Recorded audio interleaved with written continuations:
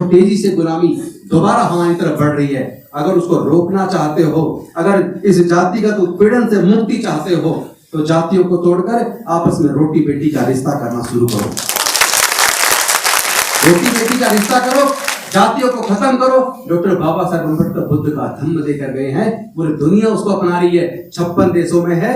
और अभी यूएनओ की रिपोर्ट आई है, आने वाले 2050 तक आधे से ज्यादा यूरोप बौद्ध बन जाएगा। पूरे दुनिया में कहीं जाति नहीं है, अमेरिका में जाति नहीं है, इंग्लैंड में जाति नहीं है, जर्मनी में जाति नहीं है, फ्रांस में जाति नहीं है, रशिया में जाति नहीं है, जापान में जाति नहीं है, चाइना में जाति नहीं है, न्यूजीलैंड में जाति नहीं है, अमेरिका और ऑस्ट्रेलिया में जाति नहीं है। जाति केवल भारत में है, और भारत में जाति की वजह से उत्पीड़न है। जब तक जाति रहेगी तब तक जाति का उत्पीड़न रहेगा। 10 वैकेंसी हो गई, 110 वैकेंसी में से 20 वैकेंसी तो हो गई ओबीसी की और 10 हो गई एससी की, टोटल हो गई 30। 110 में से 30 तो मिल रही है एससी और ओबीसी को, और 80 मिल रही है जनरल को। क्योंकि सरकारी स्कूलों में टीचरों की व्यवस्था, अगर 100 टीचर किसी स्कूल में चाहिए तो आज 30 टीचर है। इसलिए हमारे लोगों के पढ़ने के अधिकार को दोबारा से एक साजिश के तहत बंद कर दिया गया है। गालियां दी, बहुत धमकी दी, तो बहुत कष्ट के बाद इस मूवमेंट को यहां तक लाया, अपने लोगों को अधिकार दिलाए। लेकिन मुझे मेरे अपने ही कुछ साथियों ने धोखा दिया। अब तुम मेरे समाज के लोगों को ये जरूर बता देना कि भाई इस कारवां को कुछ भी करना पड़े पर आगे लेकर जाना, और आगे अगर ना ले जा पाओ तो कम से जहां तक लाए वहां तो रोक के रखना। उन्होंने कहा रत्तू काफी लेट हो गया, अब तुम घर जाओ और मैं भी सोना चाहता हूं। और उसके बाद बाबा साहब सो गए, रत्तू जी चले गए, फिर कभी बाबा साहब जगे नहीं।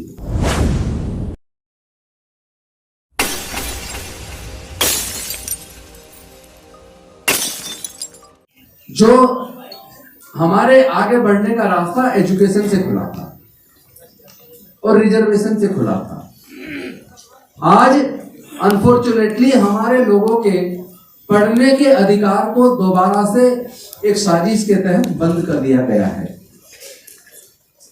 कहने को आप कह सकते हैं कि एजुकेशन तो कोई भी ले सकता है, खुली है, कोई मनाही नहीं है।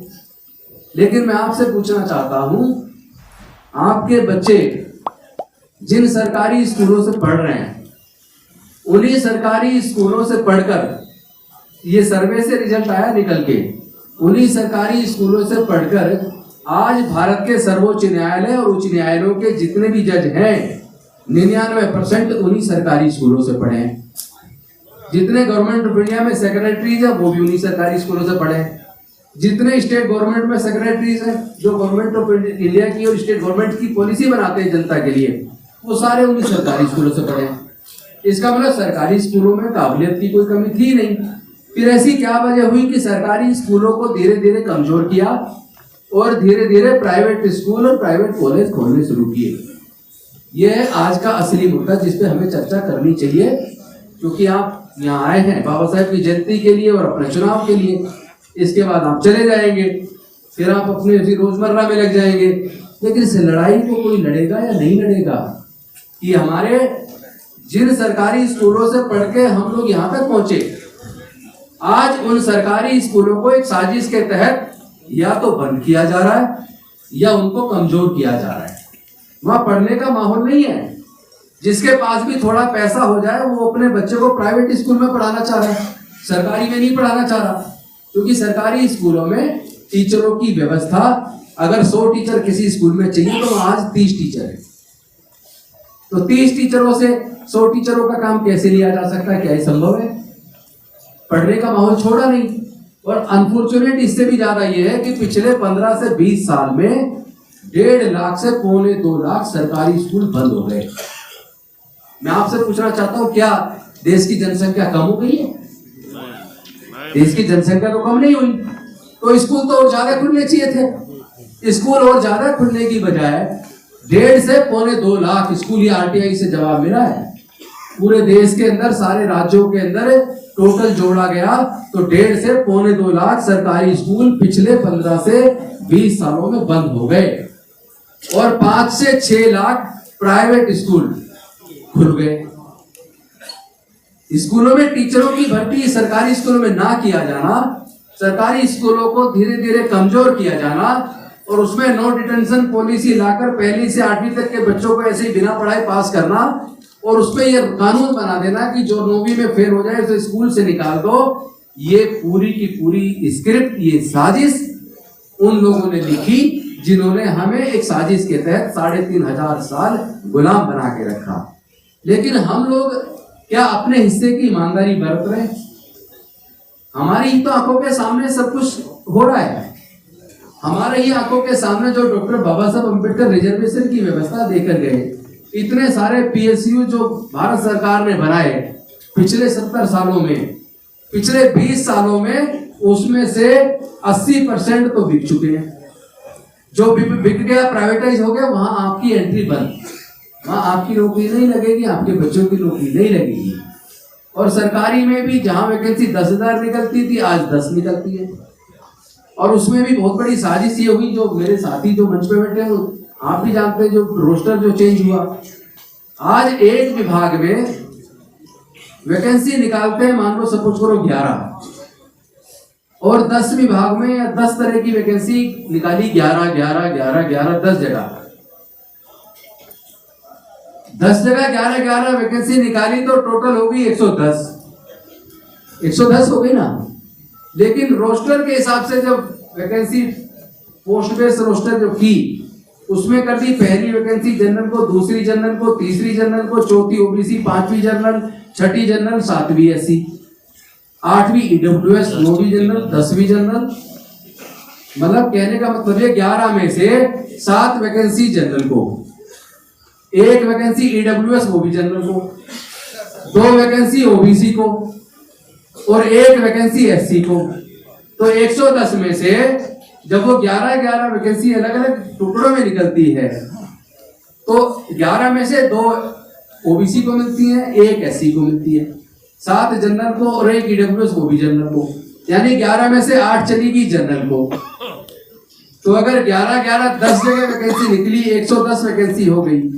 110 वैकेंसी में से 20 वैकेंसी तो हो गई ओबीसी की और 10 हो गई एससी की, टोटल हो गई 30। 110 में से 30 तो मिल रही है एससी और ओबीसी को और 80 मिल रही है जनरल को। और कहने को आप कहेंगे 49.5% रिजर्वेशन है एससी एसटी ओबीसी का, लेकिन 110 में से 30 वैकेंसी का परसेंटेज निकाल लीजिए, आपको 49.5 मिल रहा है या आपको समेट दिया 25% 20% पे। तो ये इस तरह की साजिश रच दी गई है कि सरकारी संस्थानों को बेच के प्राइवेटाइज कर दो तो इनकी एंट्री, वैसे एससी एसटी ओबीसी की एंट्री वहां बंद हो जाएगी, और सरकारी स्कूलों को इतना कमजोर कर दो कि वो स्कूल, सरकारी स्कूल मजदूर पैदा करने वाली फैक्ट्री में तब्दील हो जाए, क्योंकि वहां से पढ़ के बच्चा कुछ बनेगा तो नहीं, तो फिर मजदूर बनेगा और जो मजदूर बनता है वही गुलाम बनता है। यानी कुल मिलाकर पूरी की पूरी साजिश हमारे इस पूरे बहुजन समाज को, बहुसंख्यक समाज को दोबारा से गुलाम बनाने की साजिश वर्षों पहले शुरू हुई थी और आज वो लगभग सफल हो रही है। हम लोग इतना सारा पैसा, इतनी सारी मालाओं में, गुलदस्तों में इसमें खर्च कर रहे हैं और मुझे लगता है, मेरी तो निवेदन है, भाई है मेरे केपी चौधरी, हम वर्षों से संघर्ष करते हैं, आप मालाओं के पैसे को थोड़ा कम करके एक सिंगल झंडी का फूल हुआ है, ठीक है, एक सिंगल झंडी के एक फूल से स्वागत करो, ना तो कोई ये सोल पढ़ाने की जरूरत है, ना ये सर पे इतनी बड़ी ये पगड़ी, इसके ये इतना सारा पैसा खर्च हुआ है, इसी पैसे को समाज के विकास में कहीं और अपने संगठन को मजबूत करने में लगा लो। ये योजना आपको बनानी चाहिए।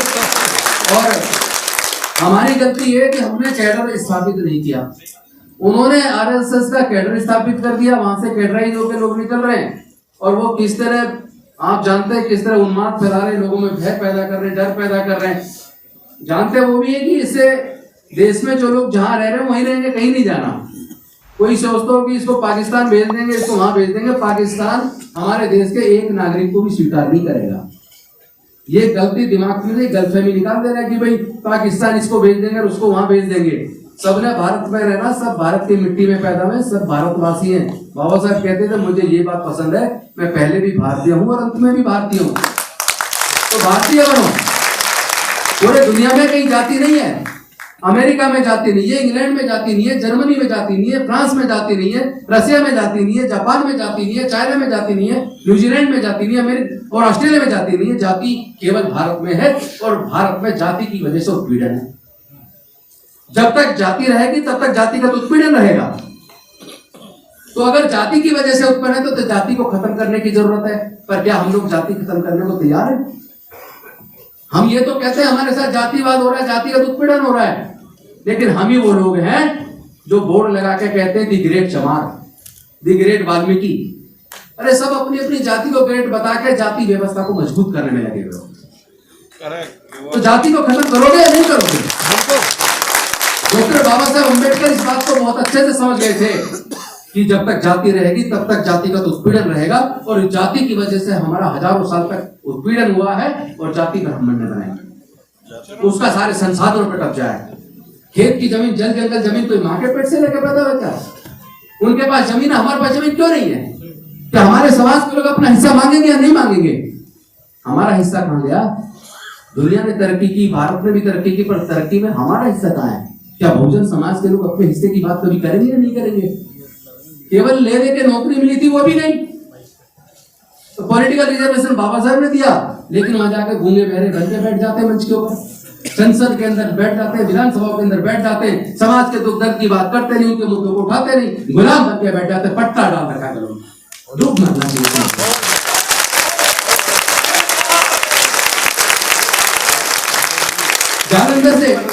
जालंधर से हमारे कुछ साथी कल दिल्ली आए, उन्होंने बाबा साहब की एनिमेशन मूवी बनाई है, बहुत शानदार, 4.5 करोड़ की लागत से।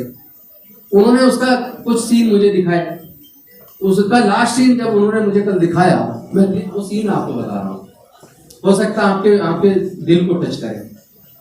उसमें डॉक्टर बाबा साहब अम्बेडकर लास्ट सीन में उस पिक्चर के रत्तू के कंधे पे हाथ रखे हुए, रात का समय, 10 बजे का समय, तो वो रत्तू को कहते हैं कि रत्तू, मैं पूरी जिंदगी समाज के लिए संघर्ष करता रहा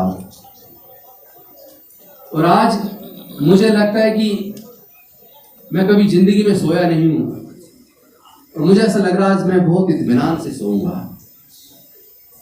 लेकिन रत्तू, तुम मेरे समाज के लोगों को एक बात जरूर बता देना कि ये कारवां यहां तक बड़ी मुसीबतों के बाद में यहां तक लेकर आया, बहुत कष्ट सहा, अखबारों के माध्यम से भी, दूसरे माध्यम से बहुत मुझे गालियां दी, बहुत धमकी दी, तो बहुत कष्ट के बाद इस मूवमेंट को यहां तक लाया, अपने लोगों को अधिकार दिलाए। लेकिन मुझे मेरे अपने ही कुछ साथियों ने धोखा दिया। अब तुम मेरे समाज के लोगों को ये जरूर बता देना कि भाई इस कारवां को कुछ भी करना पड़े पर आगे लेकर जाना, और आगे अगर ना ले जा पाओ तो कम से कम से जहां तक लाए वहां तो रोक के रखना। उन्होंने कहा, रत्तू काफी लेट हो गया, अब तुम घर जाओ और मैं भी सोना चाहता हूं।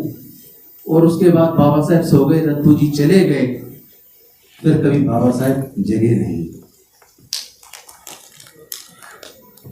ये दर्द है, उस सीन को देख के रोना गया। क्या उम्मीद करते थे बाबा साहब हमसे? हमने क्या दिया? हम उनकी अपेक्षाओं पर खरे न उतर पाए। हमारी आंखों के सामने सारा रिजर्वेशन खत्म हो गया, हम उसको बचा के न रख पाए। वो अकेले 3,500 साल की गुलामी को अकेले तोड़ कर गए, और हम सारे मिलकर जो वो हमारे पढ़ने का रास्ता बनाकर गए, उस रास्ते को भी बचा कर न रख पाए। सब माफी अपने ऊपर। आज अगर आपका बच्चा किसी तरीके से मेहनत मशक्कत करके सरकारी इंजीनियरिंग कॉलेज में, IIT में या इंजीनियरिंग कॉलेज में, मेडिकल में सफल भी हो जाए, 1 साल की दिल्ली की बता रहा हूं, और वही लगभग पूरे देश की, थोड़ी भी 10-20-50 हजार ऊपर नीचे है। DTU में चौधरी साहब, केपी चौधरी जी, DTU में एक साल की इंजीनियरिंग की फीस 2,10,000 रुपए, सरकारी इंजीनियरिंग कॉलेज की 2,10,000, तो 4 साल की 8,40,000 केवल फीस है। हॉस्टल का खर्चा अलग है, ट्रांसपोर्ट का खर्चा अलग है, किताबों का खर्चा अलग है, खाने का खर्चा अलग है। सारे को जोड़ में तो कम से कम 12 लाख रुपया हमारे एक परिवार को अपने होनहार बच्चे के सपने को पूरा करने के लिए, इंजीनियरिंग का कोर्स कराने के लिए 12 लाख चाहिए। क्या हमारे समाज के 99%, ईमानदारी से बताना पीछे तक सब, मुझे ईमानदारी से बताना, क्या हमारे समाज के 99% लोग अपने बच्चे की प्रतिभा को देखकर उसके कोर्स को कराने का 12 लाख का खर्चा उठा सकते हैं? नहीं उठा सकते ना। मेरे पास ऐसे बच्चे आते हैं, 2-4 से इकट्ठा करके कुछ कोशिश करते हैं, लेकिन सबकी मदद नहीं हो पाती। आज IIT में बच्चा सेलेक्ट हो गया, फीस नहीं दे पाया, बीच में एडमिशन कैंसिल होकर घर बैठ गया।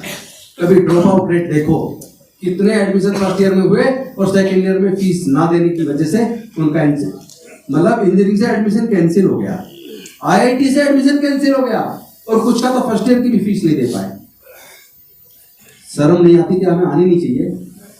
हम संसद और विधानसभाओं तक पहुंचा दिया बाबा साहब ने, और जो वो देके गए उसको भी नहीं बचा के रख पाए। ये साजिश रची गई है सोच समझ के, प्लानिंग के तहत। एक तरफ सरकारी स्कूलों को कमजोर करो, प्राइवेट स्कूल खुलवाओ, और उसमें फीस का खर्चा इतना ज्यादा हो कि ये दलित और पिछड़े वर्ग के 95% से ज्यादा अपने बच्चों को पढ़ा ना पाए, क्योंकि उन्हें अपने खेतों में और फैक्ट्रियों में सस्ते मजदूर चाहिए। वो कहां से आएंगे? वो तो आप ही के हमारे बच्चे बनेंगे ना। इतनी बड़ी साजिश, इतना बड़ा धोखा, और ये धोखा केवल हमारे साथ नहीं है, ये धोखा पूरे देश के साथ है, ये गद्दारी देश के साथ है। मैं आज कहना चाहता हूं इस मंच के माध्यम से, जो सरकार अपने तहत आने वाले बच्चों की पढ़ाई का खर्चा ना उठा पाए, जो सरकार अपने लोगों के इलाज का खर्चा ना उठा पाए, ऐसी सरकारों को सत्ता में बने रहने का कोई हक नहीं है। और जो लोग इस रिजर्वेशन से सांसद या MLA बनकर जीत के जाते हैं, फिर मंत्री भी बनते हैं कोटे से, अगर वो अपने लोगों की बातों को ना उठाएं, उनको उनका हक ना दिला सकें, अपनी आवाज भी अगर बुलंद ना कर सकें, ऐसे लोगों को तो डूब मरना चाहिए।